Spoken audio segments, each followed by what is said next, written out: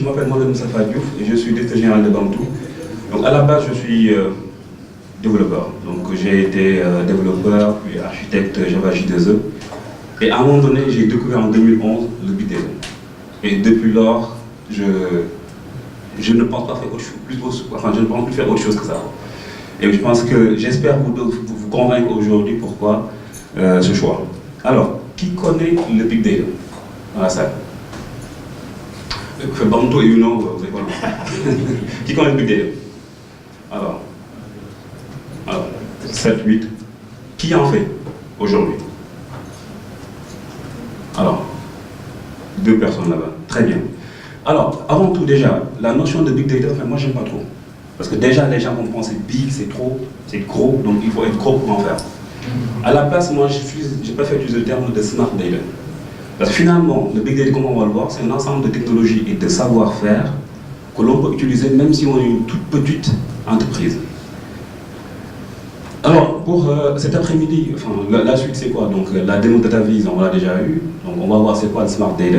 Bon, par Smart Data, pensez Big Data. Quel cas d'utilisation?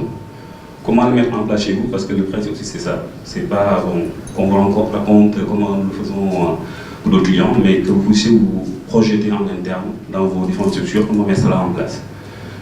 Collectons. Donc là, c'est 2 use cases que nous avons développés. Donc mon collègue Tidjane Si et moi-même allons vous montrer ce que nous avons fait. Et on va terminer la journée en beauté avec une deuxième démonstration de 2 autres outils, MondoBrain et de Alteryx, voilà, pour la data science. Alors, c'est quoi le Big Data? Je pense qu'il n'est plus nécessaire de dire que nous vivons dans un monde où la donnée a complètement explosé. On est inondé par des données qui viennent de partout, de nos smartphones, des applications que nous utilisons, des réseaux sociaux, etc., etc. Et donc, chaque année, chaque 2 ans, on double la quantité de données qu'on aura générées depuis le début de l'histoire, on va dire, en tout cas moderne, jusqu'à présent. Donc là, en 2016, on imaginait cette quantité de données qu'on a générées. En 2016-2017, là, on a fait le double. En 2019, on a fait le double de ceci. Par simplement aujourd'hui, on a de la ressource, de la puissance qui est disponible parce qu'on ne pourrait pas parler de Big Data sans cloud. Et je reviendrai là-dessus. Juste pour montrer à quel point on génère des données. Google, aujourd'hui, on fait, donc là, 1 seconde, 2 secondes, 3 secondes. On a fait 3 fois 56 000 requêtes sur Google.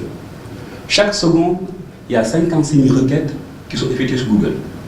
Je ne sais pas si vous imaginez la quantité de données que ça peut faire. Et donc cela fait 1,5 trillion, donc ça veut dire comme 1000 milliards, pas 1,5, de requêtes par an. Ce qui est énorme. Donc c'est pour ça qu'on peut facilement imaginer Google aujourd'hui qui dispose des plus gros data centers parce que bon, tout ce qui se passe sur le moteur de recherche, ils vont stocker ça et puis pouvoir monnayer ça derrière. Twitter, chaque seconde, il y a 7300 tweets.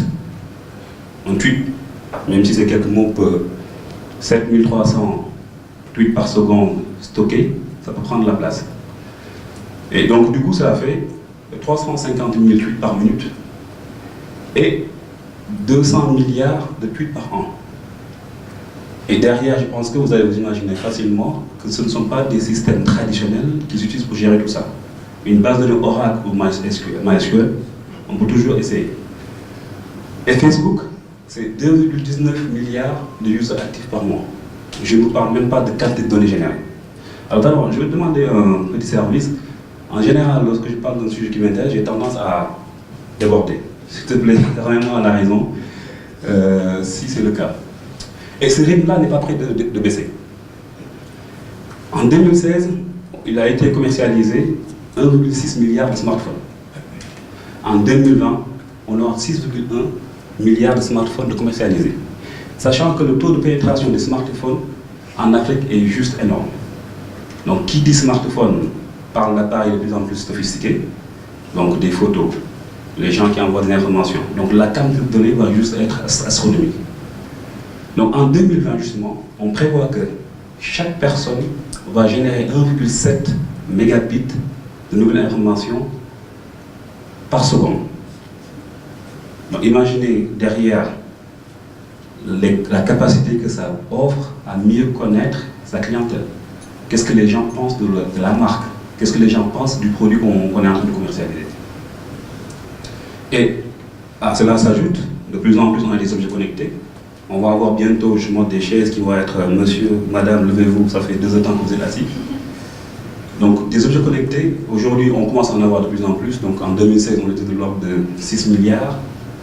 Donc là, en 2020, on va passer juste à plus de 20 milliards d'objets connectés. Donc là, vous pouvez voir ici la quantité de données qui ne cesse d'augmenter. Et Dieu seul sait jusqu'où ça va s'arrêter. Alors, donc là, je pense que Big Data maintenant, on ne se pose plus la question, est-ce qu'on a de la donnée ou pas? Maintenant, une définition. C'est compliqué en général de définir le Smart Data parce que chaque personne y va de sa définition. Donc la définition que je vous propose, comme j'ai dit, lorsqu'on parle de Big Data, en général, c'est 2 choses, storage, donc stockage, et processing. Donc on stocke des données, c'est pas pour dire que voilà, j'ai la plus grande base de données. Qu'est-ce que je vais faire sur ces données-là? Donc il faut que je fasse du processing. Et aussi en général, lorsqu'on définit le Big Data, je reprends mon propre jeu, lorsqu'on définit le Smart Data, on parle de V. Alors, il y en a qui parlent de 8 V. Je vous propose de nous arrêter à 4 V.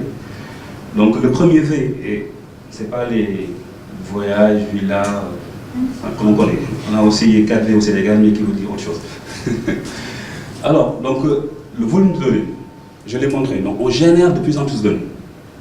Donc ces données-là, il va falloir les stocker. La vitesse, ces données, on les génère de plus en plus vite. Donc générer 1 téra de données, à la rigueur, c'est pas... ça ne change rien, mais est-ce que si on les génère en 1 seconde ou est-ce qu'on les génère en 2 jours, là, ça peut changer complètement la donne. La variété, on a de plus en plus de données hétérogènes. Aujourd'hui, les bases de données relationnelles que nous avons l'habitude d'utiliser ne permettent de stocker que des données qui sont structurées, donc qui sont modélisées. Sachant qu'aujourd'hui, seuls 20% des données que nous avons sont structurées. Lorsqu'on parle de Facebook, de Twitter, ces données-là ne sont pas structurées. Donc on ne peut pas utiliser des systèmes classiques pour les stocker. Donc il faut que la donne change. Et la véracité. Donc le Big Data aujourd'hui, une enquête de Gartner montre que un dirigeant sous soi a vous prendre des décisions, des fois sans avoir toutes les informations.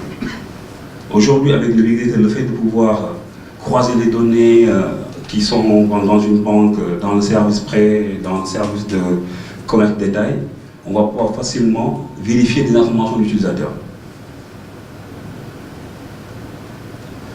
Donc les 2 concepts dont je parlais donc, du Smart Data, donc c'est la partie storage ici, donc il nous faut des systèmes pour stocker tout ce beau monde. Et puis derrière, donc, il nous faut des mécanismes qui permettent de faire des calculs rapidement. Faire un traitement sur 1 méga de données, ce n'est pas pareil que d'en faire sur 1 pétaoctet de données. Et donc une fois que, donc, en termes de processing également, bon, la prédictive et tout ce qui détavise, bon, je pense qu'aujourd'hui on en a suffisamment parlé.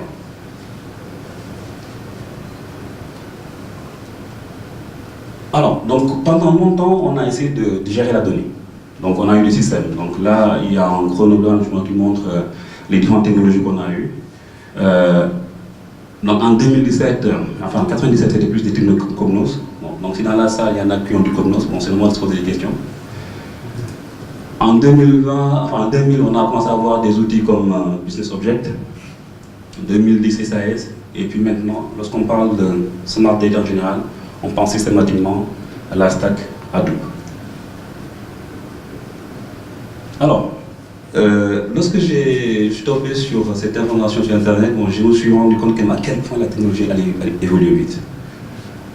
En 1980,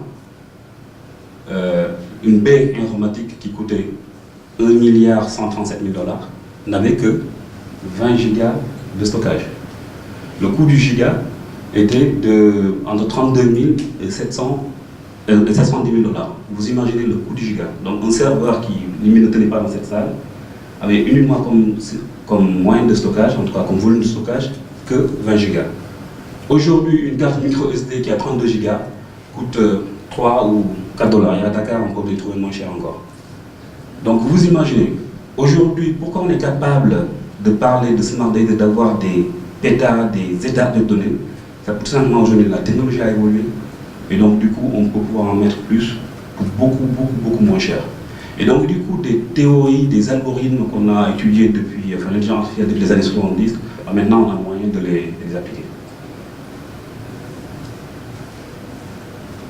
Alors, quelles cas d'utilisation? Donc là, on a vu le besoin, en tout cas, de data qui a explosé.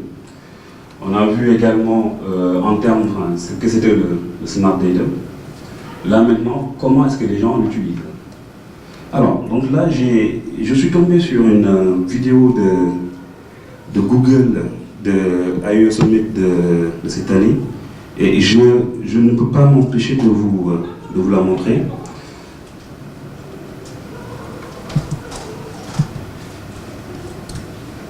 Je vais juste passer l'écran ici, et après, on en discute. Et j'espère que ça va le faire en termes de son nom. Maintenant, je m'improvise en technicien son. On va voir le résultat.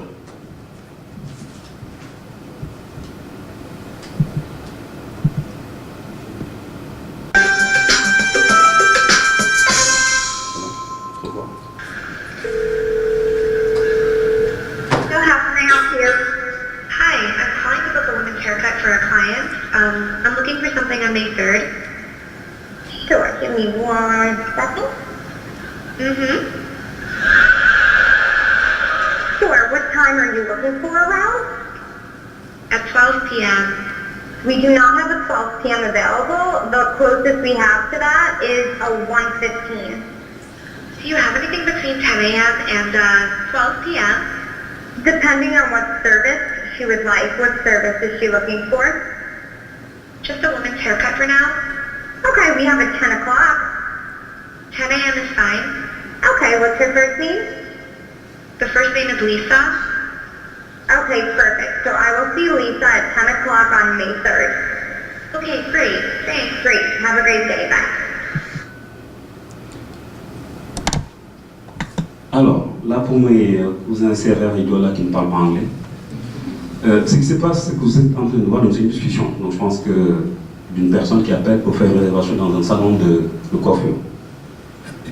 Donc là, à droite, c'est une personne, une véritable personne, un chair à un os. Et là, à gauche, c'est un automate. Donc c'est un bot que nous avons.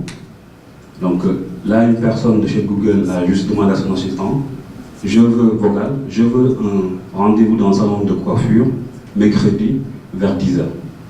Et automatiquement, donc c'est le système intelligent qui va appeler un salon de coiffure qui n'est pas loin de là où travaille la dame, et puis qui va engager une discussion.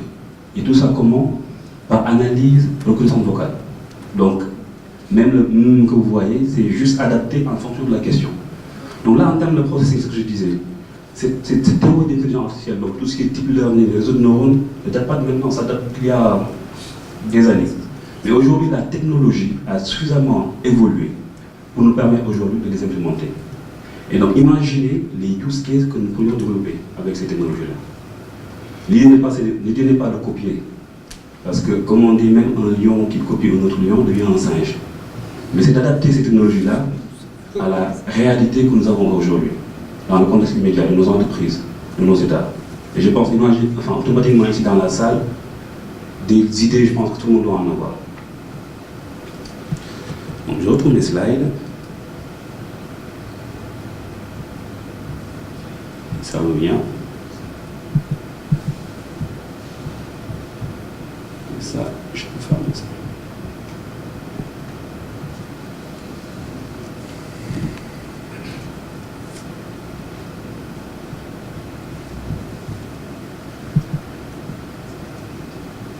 Alors, donc, on ne va pas tous les parcourir. Donc, là, ça montre juste que, quel que soit le domaine que vous prenez, les use cases de Smart Data, on les aura.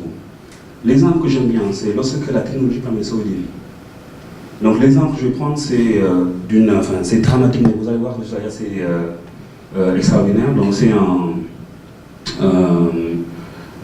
médecin, donc, une femme, ne sais pas, donc, qui a eu un prématuré qui est décédé malheureusement. Et donc, elle a eu un choc lorsque c'est arrivé, parce que c'est arrivé subitement. Et donc, elle a commencé à analyser les données. Donc, prendre plusieurs cas de prématurés qui sont morts. Et donc, en utilisant ces données-là, donc c'était vraiment sur des milliers de cas, donc la quantité de données était volumineuse. Et aujourd'hui, donc, en utilisant donc, ces technologies donc, de machine learning, elle a pu trouver des patterns. Parce qu'en général, chez les prématurés, ce qui est un peu compliqué, c'est lorsqu'on commence à voir les premiers signes physiques d'une infection, c'est trop tard. Donc là, maintenant, en fonction justement du comportement du bébé, avant même d'avoir les premiers symptômes cliniques, on peut détecter si ce bébé-là est en train d'avoir une infection. Et donc pouvoir faire le traitement avant même d'avoir ces signes. Donc là, ça permet de sauver des vies. L'autre exemple, c'est chez SFR. Et chez SFR, qui est l'un des leaders des télécoms en France. Pendant longtemps, leur politique marketing, c'était quoi? C'était de s'orienter vers l'acquisition de clients. Donc faire des annonces, etc., pour que les clients prennent des offres chez eux. Et ils se sont rendus compte qu'en fait, finalement, donc, il y avait un turnover tel que chez les opérateurs qu'il coûtait beaucoup plus cher d'essayer d'avoir de nouveaux clients que d'en retenir. Donc ils ont mis un use case qui permettrait donc, avec les données, donc l'historique du client, de pouvoir détecter quel est le pattern, donc le modèle qui montre un client est sur le point de quitter. Par exemple, ça va être que voilà, avant il passait 10 appels par jour, finalement sur 2 jours il va en faire qu'un. Avant sur la data par exemple il utilisait 2 gigas par mois, finalement il n'utilise que 100. Donc les données sont là. Maintenant c'est l'intelligence, le use case qu'on va développer dessus pour pouvoir maintenant en faire un avantage concurrentiel. Et donc du coup en appliquant donc des algorithmes de learning sur ces données-là, maintenant ils sont capables de détecter comment un client est en train de quitter et de lui faire une offre que le client ne pourra pas refuser. Enfin, je ne sais pas vous, moi aujourd'hui, je n'ai jamais reçu d'une banque ici à Dakar une offre où je sens que là, vraiment c'est sur profiling, on va plutôt me proposer des offres de jeunes étudiants, bon, alors que bon, je ne vais pas être très jeune, mais bon, je ne suis plus étudiant. Donc du coup, le fait de pouvoir, donc, pour les banques, ou quel que soit le service, de pouvoir cerner, profiler son client, et de le connaître comme s'il était le seul client que vous l'avez, enfin, on aime bien, il faut tout chuchoter. Donc si notre service commercial, quel que soit le besoin, s'adresse à moi comme si c'était une connaissance de plusieurs années, bien entendu, on va essayer de tisser une relation de fidélité. Donc là, bon, dans le domaine de la santé également, il y a d'autres domaines, enfin, au Sénégal, nous, on pense à un projet qu'on a appelé Seydou, parce que autour, on a développé un logiciel qui s'appelle Médiciel. Médiciel permet de dématérialiser la gestion médicale des hôpitaux et des cliniques. Avec cette solution aujourd'hui, on peut avoir 0 papier. Donc l'idée c'est quoi? Ce qu'on pense, et on l'a déjà proposé au ministère de la Santé, d'interconnecter le logiciel dans toutes les structures de santé. De telle sorte que lorsque quelqu'un qui est suivi à l'hôpital principal va à Kaolack ou à Tamba et tombe malade, bah, sur le système, facilement en entrant des informations, on peut remonter certaines informations qui ne sont pas peut-être trop sensibles, telles que par son groupe sanguin. Imaginez un cas d'accident, facilement on peut lui donner du sang avec le bon groupe, mais aussi d'éviter de lui faire des injections à base de solutions glucosées alors qu'il est diabétique. Oh.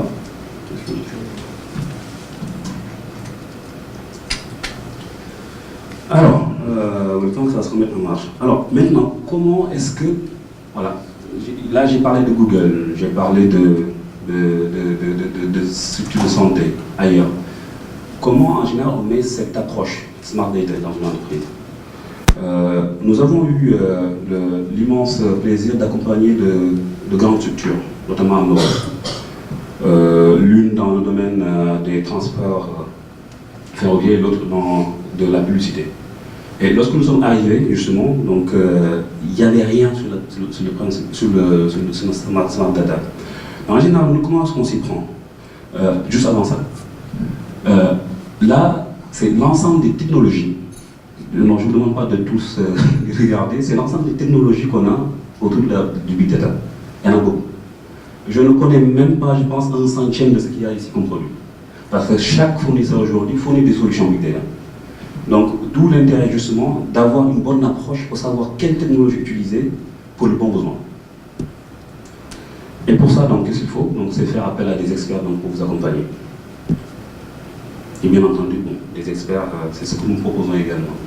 Donc l'approche c'est quoi? Donc vulgariser. en interne discuter, c'est quoi ces principes. Donc comme là, on a commencé à le faire, mais en interne, et organiser des workshops avec le métier qui connaissent les données, et de se projeter.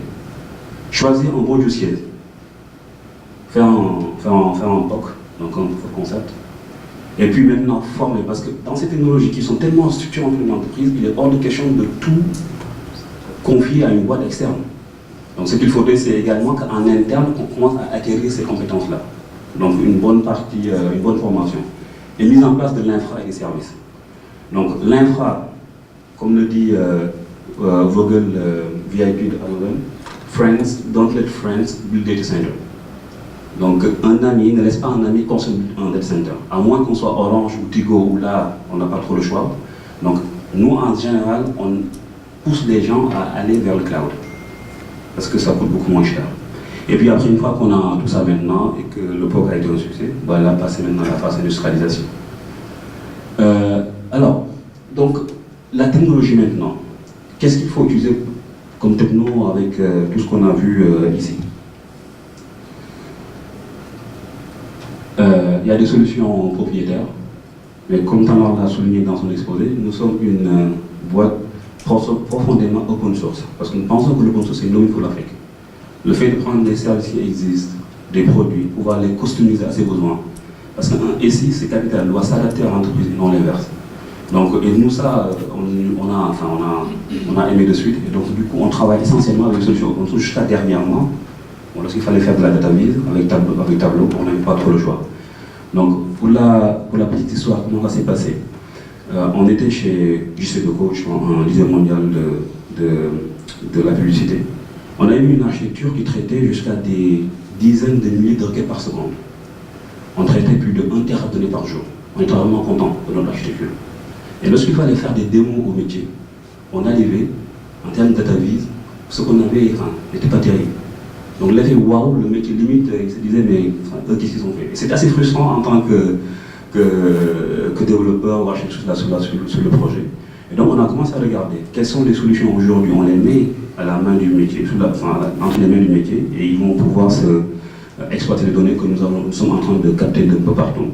Donc là, on a dans le domaine open source, voilà, des solutions comme Hadoop, Spark, Cassandra et autres.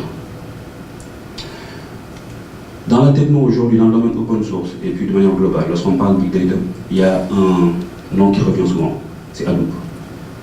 Donc le gros éléphant jaune ici. Donc pour la petite histoire, donc celui qui a conçu Hadoop, enfin la peluche de son petit-fils s'appelait Hadoop. Donc bon, il l'a baptisé comme ça. Donc il y a essentiellement 4 solutions, 4 providers de solutions Hadoop aujourd'hui. Donc on a Hadoop, disons la solution brute. Donc n'importe qui peut télécharger et puis essayer de les faire fonctionner. C'est ce que je vous déconseille parce que vous allez mettre ne serait-ce que 2 mois à le configurer. Là c'est compliqué. Et puis donc les gens qui sont malins, donc qu'est-ce qu'ils ont fait? Ils ont construit des solutions packagées qui vont faciliter l'installation autour de ça. Donc on peut avoir MapR, Cloudera et Hortonworks. Donc nous, chez Bantuno, la solution que nous poussons, c'est Hortonworks. Parce que c'est une solution qui est 100% open source. Il n'y a pas de version. Donc de Hortonworks, c'est une seule version. Bon, il y a plusieurs produits dérivés, mais c'est une seule version qui est open source, c'est le service qui vend derrière. Ce qui n'est pas le cas de Cloudera ou MapR. Ça, par exemple, c'est un exemple d'architecture que nous avons implémenté chez un client. Nous sommes partis vraiment à zéro, donc avec un POC, et puis après derrière, on a donc proposé cette architecture. Donc ici à droite, à gauche plutôt, on a donc les sources de données. Donc ça peut être donc des applications, des players. Donc les players, c'est vraiment des objets connectés qu'on avait. Donc chaque minute, chaque player envoie 200 métriques. On en avait plus de 40 000. Donc ça faisait on avait plus de 40 000 requêtes par seconde à traiter, donc des terras de données. Et puis aussi d'autres fichiers texte que l'on récupérait, qu'on mettait dans des outils comme Kafka, ou bien ActiveMQ aussi, parce que c'est encore utilisé. Et aussi sur S3, donc qui est la solution de partage de fichiers que propose Amazon, qui ne coûte pas très cher. Et après, nous utilisons Spark, qui est aujourd'hui le framework de calcul de Hadoop par défaut, on va dire, même si on parle beaucoup de MapReduce, mais bon, le temps n'est pas est assez court pour pas rentrer dans le détail. Et après, derrière, voilà, nous avions des outils et nous stockions dans Cassandra. Donc Cassandra, c'est une base de données aujourd'hui qui, on stocke, on a une table qui fait plus de 14 milliards de lignes. Et Cassandra est conçu pour ça, pour écrire très rapidement. Donc on peut écrire des dizaines de milliers de requêtes par seconde et qui permet de lire aussi très très rapidement. On a une solution, donc, une autre pièce qui s'appelle NiFi, donc on va voir, qui permet de faire des pipelines de données. Donc les données, on les tire d'ici, on fait des traitements, puis on fait ça. On fait un peu dans l'idée des risques que Pierre-Olivier nous a montré ce matin et qu'il va nous montrer également dans l'après-midi. Après, donc, on stocke tout ça dans notre data lake, donc qui est donc, notre lake de données qui est Hadoop, qui est HDFS. Après, derrière, on a des applications qui viennent taper dans les scènes de stockage. Donc là, on a l'application custom et puis les solutions de data viz comme Tableau. Alors, donc ce que je vous propose, c'est s'il y a des questions, donc je vais y répondre. Et puis juste après, on fait une petite pause et puis on revient pour le meilleur qui est cette fois-ci de voir notre cluster, comment est-ce qu'on le crée, qu'est-ce qu'il y a dedans, et voir des use cases que nous avons préparés pour vous. Est-ce qu'il y a des questions?